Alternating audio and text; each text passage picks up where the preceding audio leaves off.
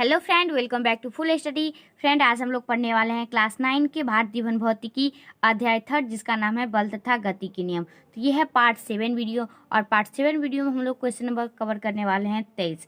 तो चलिए देखते हैं क्वेश्चन नंबर 23 में क्या दिया गया है। क्वेश्चन नंबर 23 में दिया गया है कि 40 kg द्रव्यमान की एक लड़की 5.0 मीटर पर सेकेंड के क्षैतिज वेग से एक 10 kg द्रव्यमान वाली स्थिर घर्षण रहित पहिए वाली गाड़ी पर कूदती है तो गति के प्रारंभ में गाड़ी का वेग क्या होगा। तो यहाँ पे हमें दो द्रव्यमान दिया गया है। फर्स्ट द्रव्यमान ये है कि 40 kg द्रव्यमान और सेकंड द्रव्यमान है 10 kg द्रव्यमान वाली स्थिर घर्षण रहित पहिए वाली गाड़ी। तो यहाँ पे दो द्रव्यमान हमारा दिया गया है, तो हम लिख सकते हैं कि दिया गया है गाड़ी लकड़ी का जो द्रव्यमान है वो m1 होगा। क्योंकि जो जब दो द्रव्यमान दिया रहता है तो हम फर्स्ट करके मानते हैं, द्रव्यमान को हम m से डिनोट करते हैं।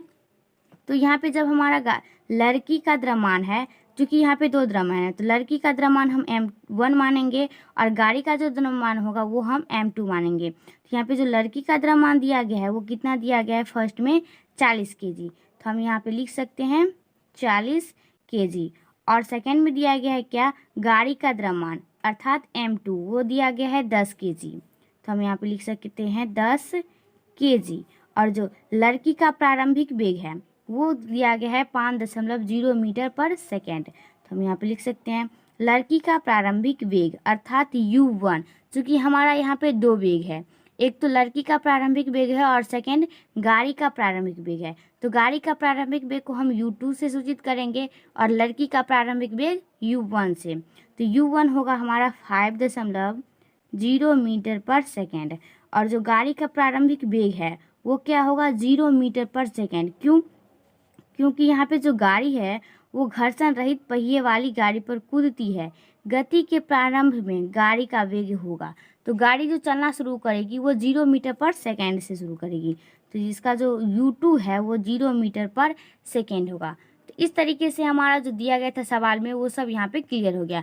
अब हम यहाँ पे लिख सकते हैं कि लड़की के गाड़ी पर कूद जाने के बाद लड़की सहित गाड़ी का वेग यदि भी हो तो संवेग संरक्षण के नियम से फॉर्मूला आता है, संवेग संरक्षण के नियम से क्या फॉर्मूला आता है कि m1 और u1 प्लस m2 और u2 बराबर होगा क्या, m1 प्लस m2 और यहाँ पे गुना में इसका क्या होगा v। ये संवेग संरक्षण के नियम से ये इसका फॉर्मूला होता है।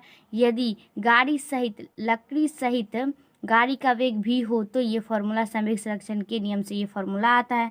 यदि हम यहाँ पर से v ले लेंगे तो v बराबर हमारा फॉर्मूला आएगा m1 u1 plus m2 u2 और इसके बटा में ये चला जाएगा, यहाँ पे लिख सकते हैं हम m1 प्लस m2। ठीक है, ये जब ऊपर आया तो इसके बटा में ये चला जाएगा, v बराबर यदि हम लेंगे तो m1 u1 plus m2 u2 बट्टे में इसका आएगा m1 प्लस m2। अब ये आ गया, हमें क्या बैठाना है, इसमें मान बैठाना है। जो मान हम यहाँ पे निकाले हैं ये मान हमें यहाँ पे बैठाना पड़ेगा। तो चलिए हम यहाँ पे मान इसको रखते हैं, v बराबर जो हमारा m1 दिया गया था, अभी हम माने हैं ना m1 m2, तो जो m1 दिया गया था वो दिया गया था हमारा 40 kg और गुने जो u1 था वो था 5.0 मीटर पर सेकेंड और प्लस जो m2 था वो था दूसरी द्रव्यमान हमारा था 10 kg और गुने जो हमारा u2 था जो हम गाड़ी का द्रव्यमान माने थे, यहाँ पे वो गाड़ी का जो वेग था 0 मीटर पर सेकेंड, तो हम लिख सकते हैं यहाँ पे 0 मीटर पर सेकेंड। अब चले इसके हम बट्टा में m1 प्लस m2 है तो ये आएगा 40 kg और प्लस आएगा 10 kg।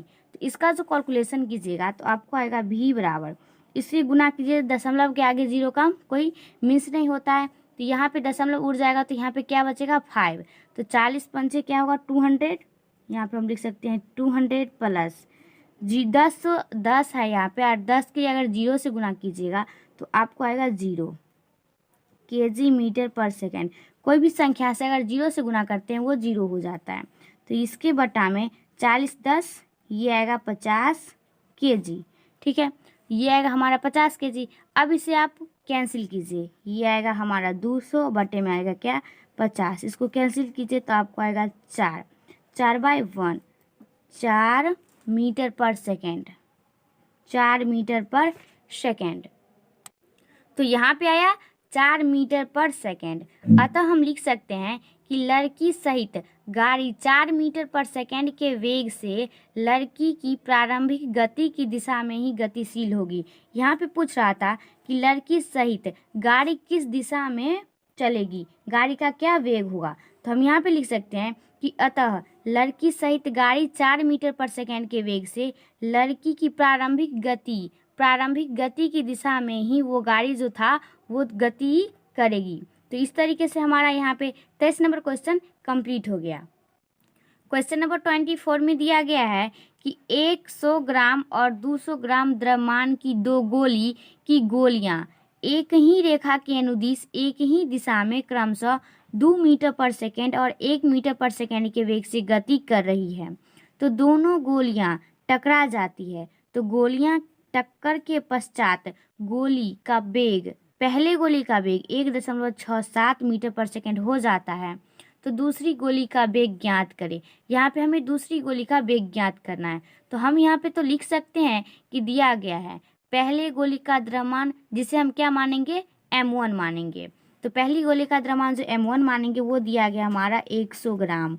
चूँकि ये द्रव्यमान है तो द्रव्यमान किस में आता है, द्रव्यमान केजी में आता है। तो ये द्रव्यमान केजी में आता है तो ग्राम है, तो ग्राम हमें किस में लाना पड़ेगा, केजी में लाना पड़ेगा। तो केजी में लाने के लिए ये 100 है बटा में हमें 1000 से इसको भाग देना पड़ता है। तो देखिए 1 0 से 1 0 फिर 1 0 से 1 0 कितना बचा, 1/10 बचा। हम यहाँ पे लिख सकते हैं 1/10। अगर 10 से 1 में गुना कीजिएगा तो आपको आएगा 0 भाग दीजिएगा तो 0.1 kg। तो ये हमारा क्या निकला, पहले गोली का द्रव्यमान निकल गया। अब देखिए दूसरे गोली का द्रव्यमान कितना दिया गया है, 200 ग्राम। तो हम यहाँ पे लिख सकते हैं 200 ग्राम। तो चलिए इसको भी हम पहले केजी में बना लेते हैं। 200 बट्टा लिख सकते हैं 1000। तो फिर 2 को 0 से 2 को 0 कटा, ये फिर बचा 2 पंचे 10 हमारा बटा 1/5। 1/5 अगर 5 से 1 में आप डिवाइड कीजिएगा, भाग दीजिएगा तो आपको आएगा 0.2 kg, 0.2 kg। तो यहाँ पे जो था हमारा गोली का द्रव्यमान m1 निकल गया और m2 केजी में निकल गया, जो कि हमारा ग्राम में दिया गया था। तो हम इसको पहले केजी में चेंज कर लिए। उसके बाद पहले गोली का प्रारंभिक वेग, तो पहले गोली का प्रारंभिक वेग हमें u1 मानना पड़ेगा और दूसरे गोली का प्रारंभिक वेग हमें u2 मानने पड़ेगा। ठीक है, तो देखिए सवाल में दिया गया है कि पहले गोली का द्रव्यमान अर्थात u1 दिया गया, कितना दिया गया है, 2 मीटर पर सेकेंड, और दूसरे गोली का जो द्रव्यमान है वो दिया गया है u2, वो दिया गया है 1 मीटर पर सेकेंड। लिख सकते हैं 1 मीटर पर सेकेंड। अब देखिए यहाँ पे पूछ रहा है कि टक्कर के पश्चात पहली गोली का वेग हमें दिया गया है यहाँ पे। ठीक है, टक्कर के पश्चात पहली गोली का वेग, तो हम लिख सकते हैं कि टक्कर के पश्चात पहली गोली का वेग 1.67 मीटर पर सेकेंड है।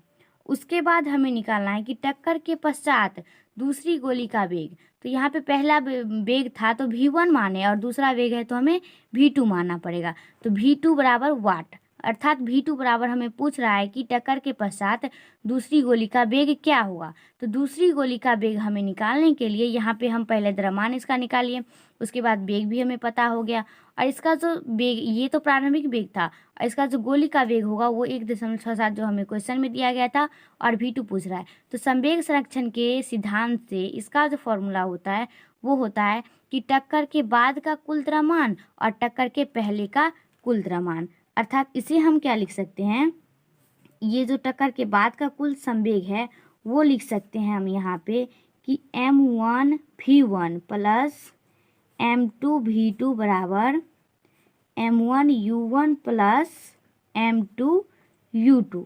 ये हम यहाँ पे लिख सकते हैं। ठीक है, कि टक्कर के पहले का कुल संवेग और टक्कर के बाद का कुल संवेग। अब हमें इसमें समीकरण का मान बैठाना पड़ेगा। जो हम m1 माने हैं, v1 माने हैं, यहाँ से m1 ये हुआ जो हमारा 0.1 kg निकला था, और ये जो v1 है ये नहीं है। तो हम यहाँ पे आप समीकरण का इसमें मान बैठाएंगे। तो चलिए बैठाते हैं। यहाँ पे दिया गया है कि m1, तो m1 हमारा कितना है, 0.1 kg है।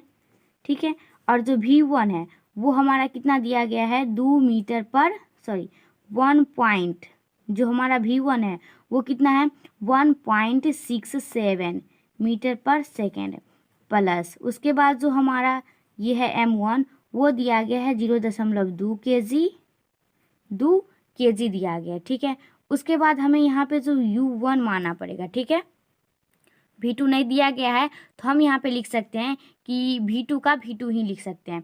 उसके बाद आ जाइए बराबर है तो बराबर दे दीजिए। वो उसके बाद है M1, तो जो हमारा M1 है वो है 0.1 kg, ठीक है।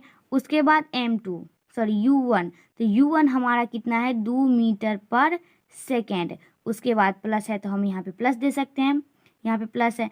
फिर उसके बाद जो M2 है तो M2 का वैल्यू कितना था 0.2 kg।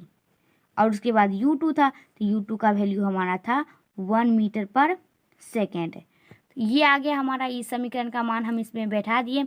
अब इसका हम क्या करेंगे, कैलकुलेशन करेंगे, ठीक है। तो अब हमें इस समीकरण को हल करना है। तो हल करने के लिए 0.1 और 1.67 को हमें गुना करना पड़ेगा। तो इसको जो गुना कीजिएगा तो आपको आएगा 0.167 kg मीटर पर सेकेंड। उसके बाद है प्लस तो हम दे सकते हैं प्लस, ये 0.2 kg V2 से गुना कीजिएगा तो ये हमारा वही प्राप्त होगा 0.2 kg, और ये गुना में इसका क्या है V2 है।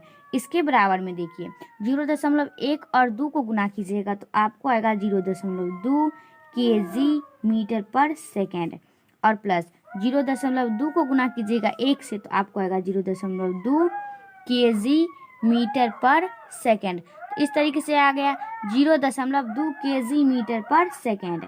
अब इसका जो और कैलकुलेशन कीजिएगा आगे तो ये आएगा, देखिए 0.167 kg मीटर पर सेकेंड प्लस 0.2 kg V2 है।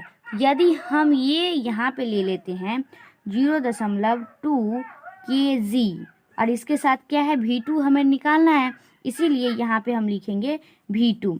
ये अगर इधर आ गया तो हम यहाँ पे लिख सकते हैं, ये जो बराबर की इस साइड है 0.2 kg मीटर पर सेकेंड, और फिर ये है 0.2 kg मीटर पर सेकेंड। और जो ये हमारा था प्लस में, बराबर की साइड था प्लस में, अगर बराबर की इस साइड आएगा तो ये किस में आएगा माइनस में, 0.167 kg मीटर पर सेकेंड। तो यहाँ तक हमारा हो गया। अब देखिए 0.2 kg V2 है, इसको हम जैसा है वैसा छोड़ देंगे 0.2 kg V2।